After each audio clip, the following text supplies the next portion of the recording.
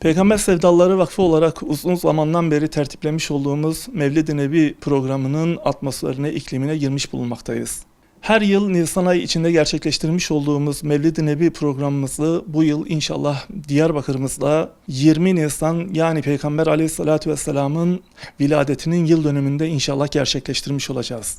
Nevruz Park miting alanında pazar günü saat 13.30'da yapılacak olan Mevlid-i Nebi programının bütün halkımız tarafından özlemle beklendiği, dua ve salavatlarla eşlik edildiği ve özlemle beklenen bu programa bütün Diyarbakır halkını davet ediyorum. Her yıl Peygamber Efendimizin bir yönünün ele alındığı mevlid programlarında bu yıl mevlid programı için belirlenen tema, direniş rehberi Hazreti Muhammed Mustafa sallallahu aleyhi ve sellem'dir. Halkımızın özlemle beklediği bu programa İnşallah yoğun bir şekilde 7'den 77'ye bütün Diyarbakır halkını davet ediyor ve katılımlarını bekliyoruz. 20 Nisan Pazar günü saat 13.30'da Nevruz Park miting alanında gerçekleştirilecek olan bu mevlid programı inşallah Hazreti Muhammed Mustafa'yı anma, onun hayatımızdan kendi hayatımıza örnekler almak için bir vesile, bir başlangıç olmasını Cenab-ı Allah'tan niyaz ediyorum. Peygamber sevdalısı Diyarbakır halkımız tarafından özlemle beklenen Mevlid-i Nebi programı için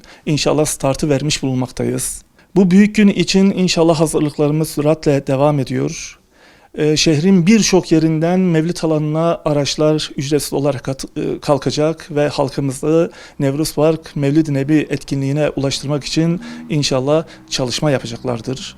Bu büyük gün için bizler hazırız, heyecanlıyız ve bu büyük günün gelmesini sabırsızlıkla bekliyoruz. Bütün Diyarbakır halkını Hazreti Muhammed Mustafa sallallahu aleyhi ve sellemi anlama, onun hayatımızı kendi hayatımıza aktarma adına örnekler almak için inşallah bunu bir fırsat olarak görüyor ve değerlendiriyoruz.